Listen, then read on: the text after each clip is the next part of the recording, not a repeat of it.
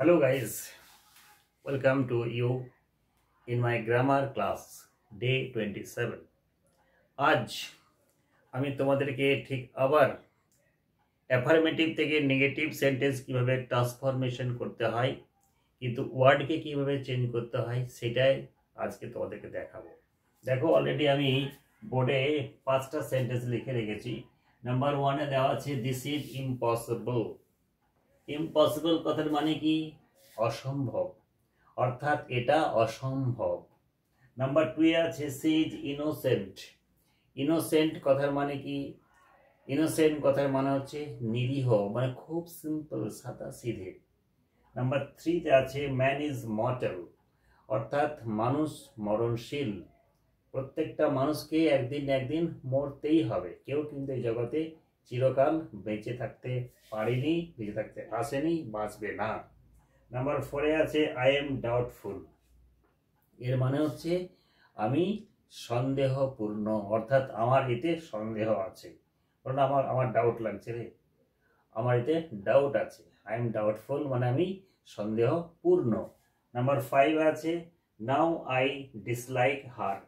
এখন আমি ওকে পছন্দ করি না। দেখো প্রত্যেকটা সেন্টেন্সের মধ্যে আমার কি আছে? অ্যাফার্মেটিভ সেন্স আছে, অর্থাৎ নেগেটিভ সেন্সের কোনো ওয়ার্ড কিন্তু লেগে নেই। তাহলে এইগুলোকে যখন আমরা নেগেটিভে চেঞ্জ করব, কিভাবে করব তার কিছু শর্ট ট্রিক্স তোমাদেরকে মাথায় রাখতে হবে। এর আগের ভিডিওতে আমি বলেছিলাম যে এবারটাকে নেভার করো, তারপরে তোমার অনলিটাকে নানবার্ড করো। এখানে কিন্তু সেই ধরনের কোনো সেন্টেন্স নেই, কিন্তু এগুলোকে আমাদের নেগেটিভ করতে হবে। নেগেটিভ কেমন করে করতে হবে? এখানে কিন্তু যে অ্যাডজেক্টিভগুলো দেওয়া আছে আমাকে সেই অ্যাডজেক্টিভের নেগেটিভ অর্থাৎ অপোজিট ফর্মটা কিন্তু জানতে হবে, তাছাড়া কিন্তু চেঞ্জ করাটা যাবে না।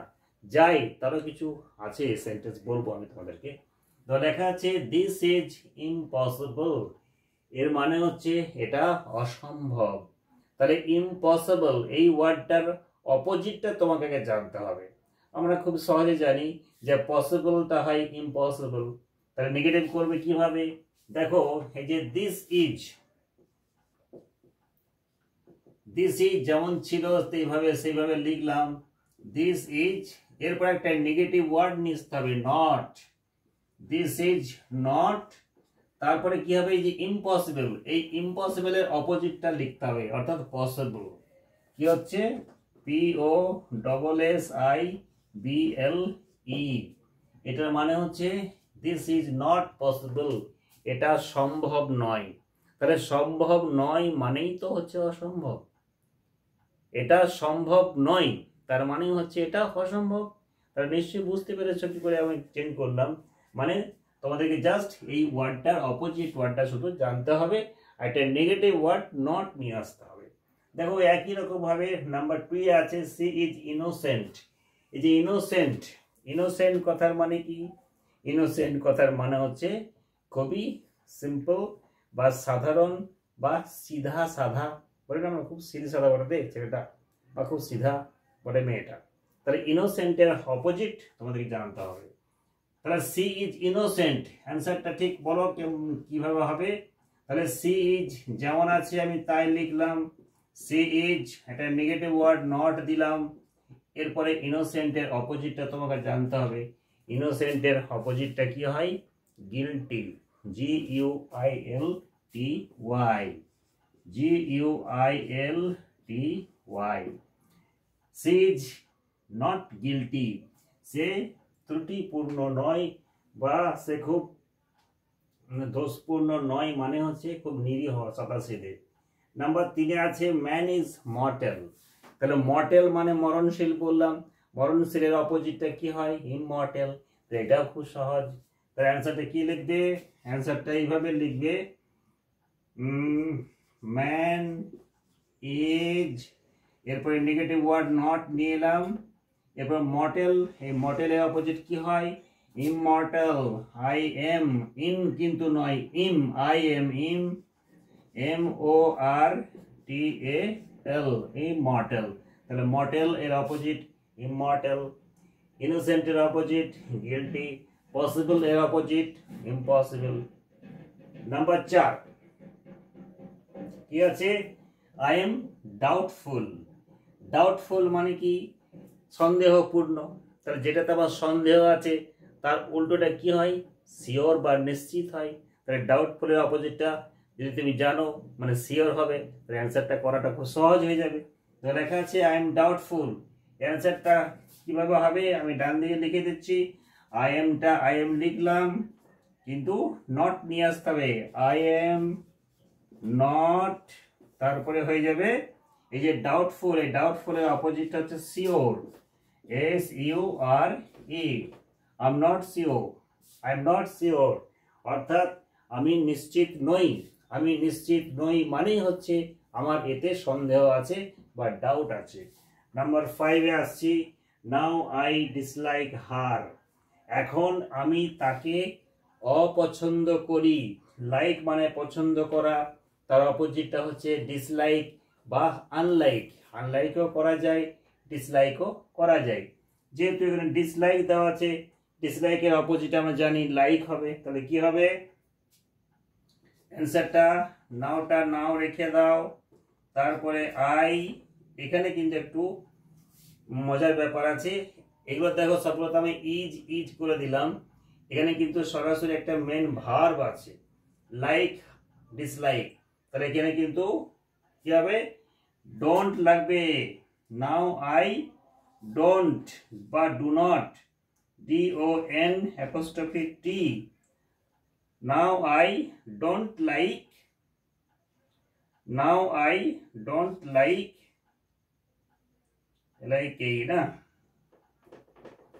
ডোন্ট LIKE লাইক, তারপরে হয়ে যাবে HER হার। কারণ লাইকের অপোজিটটা ডিসলাইক বা আনলাইক হয়, তার আগে আমি নেগেটিভ ওয়ার্ড ডোন্ট লাগিয়ে দিয়েছি। তাহলে এইভাবে আমরা অ্যাফার্মেটিভ সেন্টেন্সকে নেগেটিভে করতে পারি। ঠিক একই রকমভাবে যদি ভাইস ভার্সা বলে দেওয়া হয়, অর্থাৎ নেগেটিভ দেওয়া থাকে অ্যাফার্মেটিভে করতে হবে, তোমাদেরকে ঠিক একই রকমভাবে এই যে নেগেটিভ ওয়ার্ডটাকে চেঞ্জ করে দিতে হবে, তারপর তোমাকে অপোজিট ওয়ার্ডটা লিখে দিতে হবে। তাহলে আশা করি বুঝতে পারলে। আমি আরও কয়েকটা এক্সাম্পল নিয়ে আসছি যেগুলোতে হয়তো তোমাকে নেগেটিভ মানে ধরো এমন কিছু ওয়ার্ড দেওয়া আছে যে তুমি সেই ওয়ার্ডটা অপোজিটে জানো না, তাহলে তখন কি করে নেগেটিভ করবে সে ধরনের কিছু এক্সাম্পল আমি আনছি, একটু অ্যাড করো। দেখো নাম্বার 6 লেখা আছে always speak the truth. Always কথার মানে কি? অলওয়েজ কথার মানে হচ্ছে সবসময়, মানে সবসময় সত্যি কথা বলবে বা বলো। অলওয়েজ স্পিক দ্য ট্রুথ, সবসময় সত্যি কথা বলবে বা বলো। নেগেটিভ বললে কি হবে? আমরা জানি যে অলওয়েজ এর অপোজিটে কি হয় নেভার, অর্থাৎ কখনোই মিথ্যা কথা বলবে না, তো অপোজিট হয়ে গেল। তাহলে এভার এই যে অলওয়েজ আছে, এই অলওয়েজের অপোজিটটা আমাকে লিখতে হবে নেভার, NEVER, নেভার। তাহলে স্পিক দ্য ট্রুথ আছে, তো তাহলে নেভার কি হবে NEVER, নেভার মানে কখনোই না, never always speak the truth, সবসময় সত্যি কথা বলে। নেভার টেল, TELL, টেল ALIE, লাই। নেভার মানে কখনোই না, টেল মানে বলো, লাই মানে একটা মিথ্যা কথা বলা।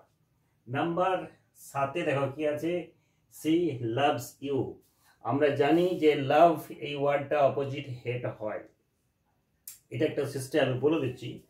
সি লাভস ইউ, সে তোমাকে ভালোবাসে।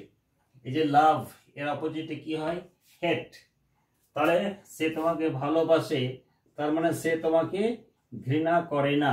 সি যেহেতু এটা থার্ড পারসন আছে ডাজ নট বসবে, she does not hate, HATE, hate you. এইভাবে কিন্তু করা যায়। তাছাড়াও মনে করো এই লাভ ওয়ার্ডের অপোজিট তুমি জানো না, তখন কি করবে সেটার একটা নিয়ম আছে। যেমন সি ইজ লাগাও, যেহেতু এটা প্রেজেন্ট টেন্সে আছে, তাহলে সি ইজ, তারপরে সি ইজ উইদাউট লাগাবে, WITHOUT, সি ইজ উইদাউট, তারপরে লাভটা লাভই থাকবে। LOVE, she is without love for you। এর মানে কি বলেছে সে তোমাকে ভালোবাসে, আর এর মানে কি হলো যে সে তোমাকে ছাড়া কাউকে ভালোবাসে না, তোমাকে ছাড়া কাউকে ভালোবাসে না, তার মানে সে তোমাকে ঘৃণা করে না। তাহলে সি ইজ উইদাউট লাভ, এই উইদাউট কথাটাকে নিয়ে আসতে হবে। যে ওয়ার্ডটা দেওয়া আছে লাভ, লাভই আমি লিখেছি, কিন্তু তার আগে একটা উইদাউট লিখতে হচ্ছে। এই সিস্টেমে কিন্তু আমরা অ্যাফার্মেটিভকে নেগেটিভে করতে পারি। নাম্বার 8 লেখা আছে হি ইজ টায়ার্ড। টায়ার্ড মানে কি? টায়ার্ড মানে হচ্ছে ক্লান্ত, থকান। বল না ও থক চুকা হে, ও থক গয়া হে, সে খুব ক্লান্ত। তাহলে কি হবে?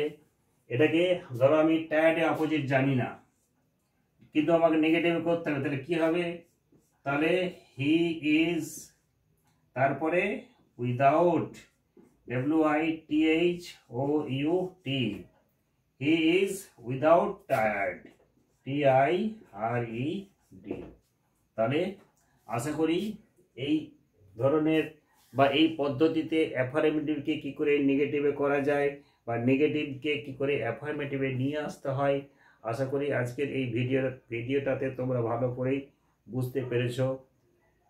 তারপরে আমরা পরের ক্লাসে আবার এই ধরনের কিছু এক্সাম্পল নিয়ে আসব, যেগুলোতে অ্যাফার্মেটিভকে কি করে ইন্টারোগেটিভে করা যায় বা ইন্টারোগেটিভকে কি করে অ্যাফার্মেটিভে করা যায়, বা অ্যাফার্মেটিভকে কি করে নেগেটিভে করা যায়, নেগেটিভকে কি করে অ্যাফার্মেটিভে করা যায়, নেগেটিভে কি করে ইন্টারোগেটিভে করা যায়, ইন্টারোগেটিভকে কি করে নেগেটিভে করা যায়, অ্যাফার্মেটিভকে কি করে এক্সক্লেমেটরিতে করা যায়, এক্সক্লেমেটরিকে কিভাবে মানে অ্যাফার্মেটিভে করা যায়। এই ধরনের প্রচুর এক্সাম্পল তোমাদেরকে আমি এই ভিডিওর মাধ্যমে দেখাবো, এবং প্রত্যেকটা ভিডিওতে প্রত্যেকটা ক্লাসকে তোমাদেরকে খুব ভালোভাবে বোঝানোর চেষ্টা করব, তোমাদের এত সুন্দরভাবে বোঝানোর চেষ্টা করব যে মনে হবে তোমাদেরকে আর টিউশনেতে গিয়ে ক্লাস না করলেও হবে। এই ভিডিওগুলো ফলো করো, আশা করি গ্রামারে তোমাদের আর কোনো অসুবিধা হবার কথা নয়। তো চলো আজকে ভিডিওটা এখানে শেষ করছি। অবশ্যই ভিডিওটা একটা লাইক দেবে এবং শেয়ার করে দেবে। নতুন হলে অবশ্যই কি করবে? সাবস্ক্রাইব করবে এবং বেল আইকনটা অন করে দেবে।